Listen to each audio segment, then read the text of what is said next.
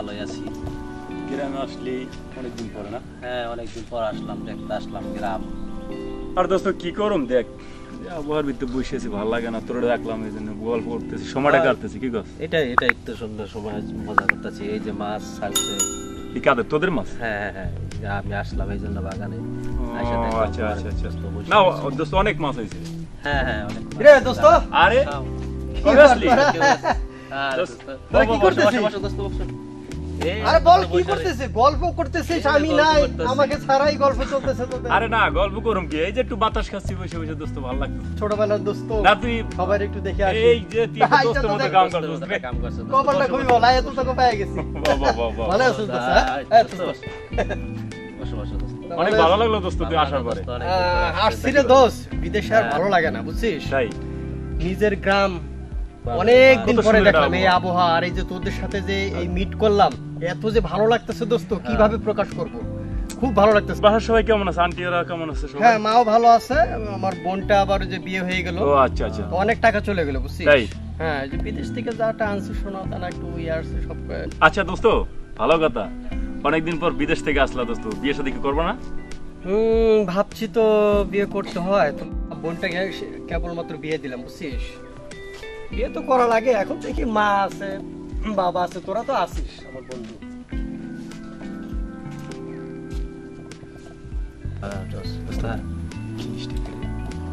আমার ওই পাশের বাড়ির মেয়েটা। তাই? হ্যাঁ দোস্ত, আমার না ওরে খুব ভালো লাগছে। কি বলছে দোস্ত? সত্যি দোস্ত। আরে দোস্ত, ঠিকানা দিতে পারছো আমার? অবশ্যই না দোস্ত, শুধু ওয়েট করো দোস্ত, আবার এই রোডটা আসতেছে। তাই নাকি? হ্যাঁ, তাহলে তো অবশ্যই এখানে বসতে হয় দোস্ত। সত্যি কথা বলতে কি, মেয়েটাকে আমার খুব ভালো লাগছে। আচ্ছা দোস্ত, একটা কাজ কর না। কি করবো বলো দোস্ত? আর তোরে কিভাবে ওরে পাওয়া যায়, একটু ম্যানেজ করে দিস না ঠিকানা দোস্ত? দেন একটু ম্যানেজ করে দিব দোস্ত, এই রোডটাই আবার আসবে, এত টেনশন করার দরকার নাই দোস্ত। এই রুট দিয়ে আসবে? হ্যাঁ, এই রোডটাই আসবে। তাহলে দোস্ত আমরা এখানে বসি, কি গাছ দোস্ত, এখানে বসি। আচ্ছা, চাটা খাই আসি চলো। না দোস্ত, চাটা খাই আসি। আচ্ছা চা পরে খাওয়া যাবে দোস্ত, আসলে এই কাজটা সাইরে নি দোস্ত, তারপরে খাবো না চা।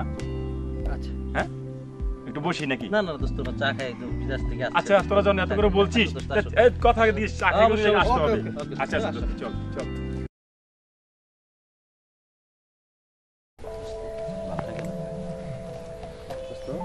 খালি দাঁড়াইতেছো, উঠতেছো, পাগল হয়ে গেছে দোস্ত। ভাবের পাগল রে, ভাবের পাগল। বুঝ করে যে কোন ভাব ধরছে।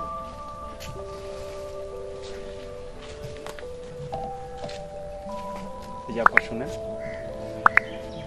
জি বলেন। কোথায় গেছিলে?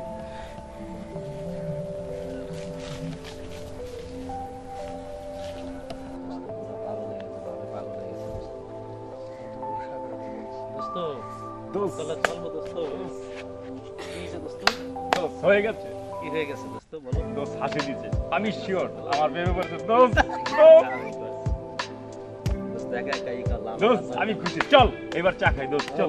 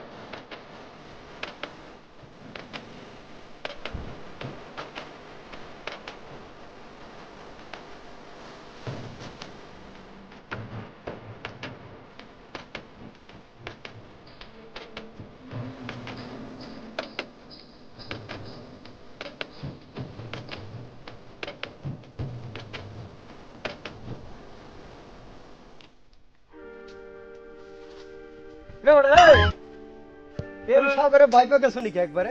কি করলি দোষ, এটা কি করলি তোরা? প্রেমে ডুববে গেছো।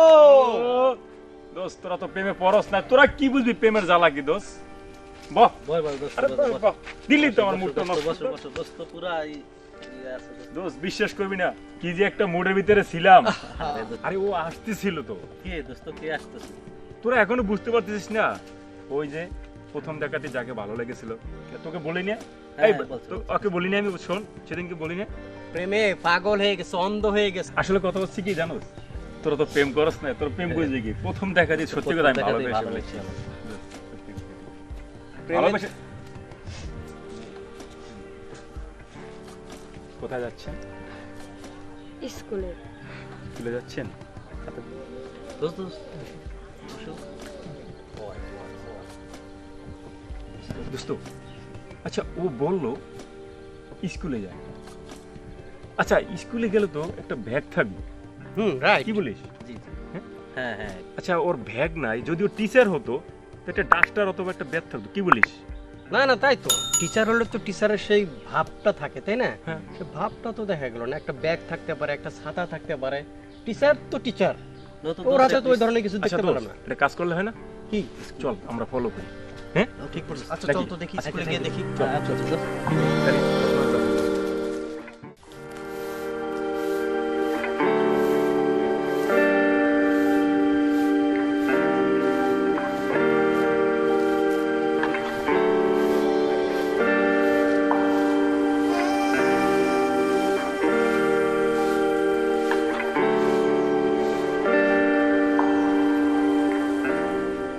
আপনি এখানে ঝাড়ু দিচ্ছেন?